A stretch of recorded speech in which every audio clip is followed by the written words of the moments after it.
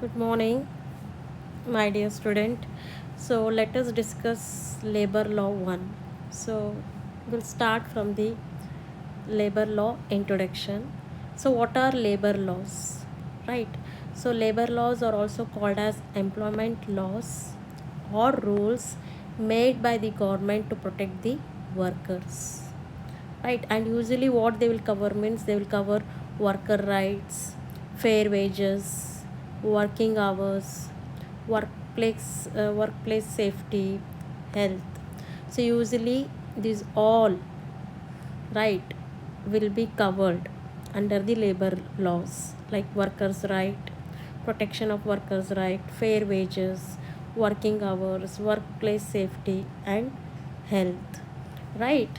So next is definition: collection of laws which control the rights and restriction of working people and their organization, workplace health and safety. Yes, what is labor law means? It is the collection of the laws which control the rights of the laborers, and also it plays the restrictions of the working people and their organization, right, resulting in the workplace health and safety. Because it's very important to protect the rights of the laborers, because they are paid very low wages, they are not paid fair wages, even their rights are exploited, not protected.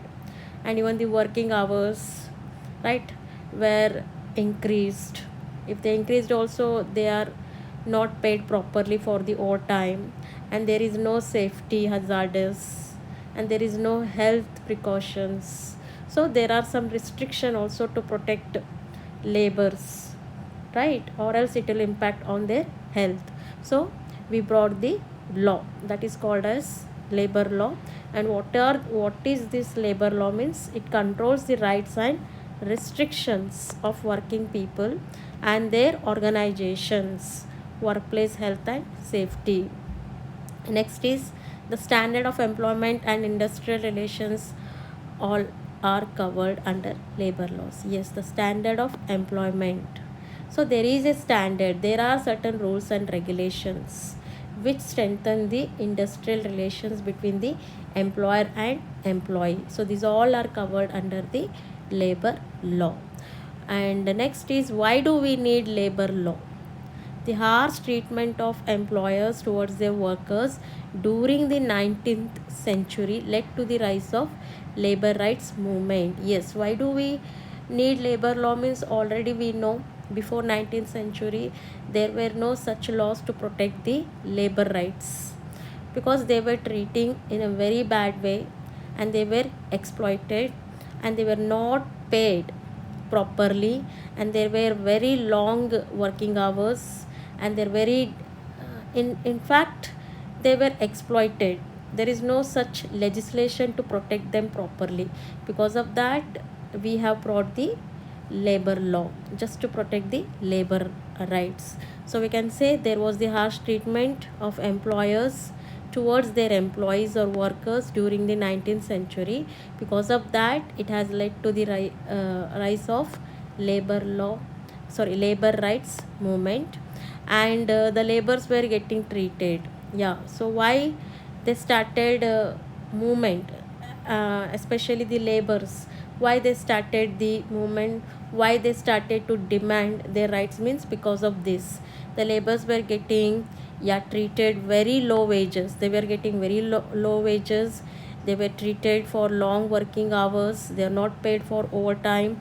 Dangerous and unsafe workplace they used to work. And women and children were also forced to work in bad conditions. In fact, these two should be protected, but they were forced to work in the bad situation also, or conditions also. So because of this suffering, workers started protesting and demanding better treatment. So this gave birth to the labor rights, and therefore we have got the labor law to protect the rights of the labor, right, across the world.